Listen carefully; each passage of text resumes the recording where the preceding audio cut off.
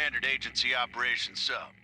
Just Cause games have always gone for the ridiculous, but after the release of the fourth game last year, I'm sure that many of the series fans were left wondering where on earth Avalanche could go next. But with the expansion pass, it hasn't taken that long for us to find out. The first installment, Daredevils of Destruction, was all about crazy cars and challenges. Los Demonios was delving into the supernatural with otherworldly parasites and demons running rampant. And for the third, well, let's just say that Avalanche are going back to the future with Danger Rising.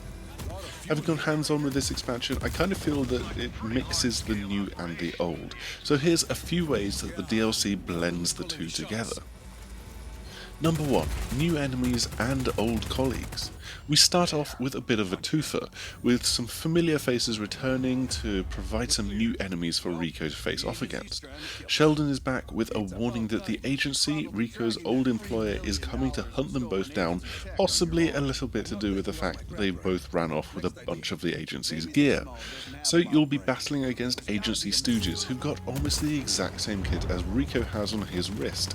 Well, none of the mods, which Rico added in 3 and 4, but they can still grapple in and out of situations, attach to walls, and fire at you from the top of a building, and they generally show much more maneuverability than the Black Hand did. They're fun enemies to go up against, and they can prove to be pretty tricky in close quarters. Personally, I fell back on an old favourite move of mine, grappling onto these enemies and unloading a clip as I zip towards them for a flying kick.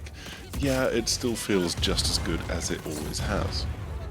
Number 2. New Submarine Bases, but classic Just Cause 3 objectives. Yes, this is another twofer, but you didn't think that the agency was just going to drop a few agents in from a plane, did you? No, they turn up with a mass of huge submersible carriers and encircle the island of Solis. They're pretty imposing as you see them from a distance as the bay doors open and the agency just sprawls some of their infrastructure to surround the vessel. Of course, Rico's got to go in there and blow things up, so it's here that we see a bit of a return of Just Cause 3's style of base and location capture / liberation. You've got a laundry list of things to do and can go about it in whichever order you want. The carrier that we got to go hands-on with had us finding shipping containers of supplies and booping them into the water. There was destroying communications towers and satellite dishes and just tanks of explosive gas, and eventually then completing some action-oriented environmental puzzles to expose some of the energy cores in different parts of the ship. Number 3. New hoverboard, but old Back to the Future references. The biggest new feature in Danger Rises is a new gadget for Rico to go alongside his grapple, parachute and wingsuit, the hoverboard. A simple click of the right analog stick and Rico will pull out his hoverboard to, well, hover on. Unlike its Back to the Future 2 counterpart, however, this one does actually work on water. In fact, it's a bit of a solution to the age-old problem of getting stuck in the sea and having to swim back to shore, or hope that a boat is going to come by sometime soon so that you can hijack it. Whipping out the board if you're in or underwater, it will propel Rico up to the surface and give him a kick of speed as he jumps up on top. That burst of speed actually takes a little while to wind down, but it does eventually do so. So you either need to grapple onto things to drag yourself forward, or just put it away and pull it back out again for another little boost. Number 4. Tony Hawk's Puzzle Skater. Yeah, I'm not 100% sure if that header works, but the hoverboard does tie into the design of the agency carriers quite nicely, including some puzzle elements.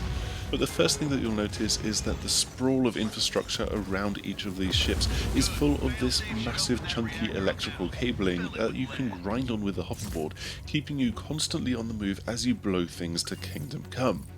But once you're done with all of the outside of the ship, you can venture inside and find the environmental puzzles to expose the reactor cores. For example, you might need to hoverboard over a series of cooling vents to shut them down and expose the core, or you ride on a rail in a certain direction and this will trigger the mechanism to raise a transmitter and blow it up. They're not mind-bending puzzles by any means, but then again, that's not really what Rico is about, is it? And number 5, new weapons but old gadgets. There's a handful of new weapons to play around with, including the new Sequoia 370 Mag Slug, the Stormalong M0 Magnesis rifle and the Yellowstone Auto Sniper rifle. As with many of the guns in the game, these have all got alternate fire modes, and here's where you will find some returning ideas. The mag slugs secondary will attach a kind of rocket booster to enemies that you can do with your grappling hook, while the Stormalong M0 is, well, it's a gravity gun of the kind that is instantly familiar for anyone that has played games since 2004. Finally, the Yellowstone auto sniper rifle is another great fun one, as it lets you shoot drones. That is, it shoots out drones, not that you shoot at drones. These then follow your commands and you can point them in a direction to go and do a bit of battling for you, or you can grapple onto them and ride them around the world, because of course that's a thing. But this is something that might be familiar for those of you who have played Just Cause 3 and got to that game's third and final expansion, which also introduced drones of various types. Of course, while I'm drawing these parallels and mixing the new and the old, that isn't to say that I don't like what Avalanche are doing here. There's some returning ideas, sure, but they're being bundled together in a way that still feels like it's adding something fresh to Just Cause 4, especially with the Hoverboard. At the very least, this is going to be another fun romp through Solis, but don't forget that you can always take all of this stuff back into the main game if you haven't completed it already, and just mess around with it in the open world. That is all that we've got for this video. Danger Rising is out at the end of the month on the 29th of August, but only if you've bought the expansion pass or the gold edition of the game. If you've not done that, well, you'll just have to wait an extra 7 days and get it separately on the 5th of September. Thanks as ever for checking out our video. Make sure to hit the like and subscribe buttons before you go, and please do share this far and wide. Hopefully we will see you again soon. Goodbye.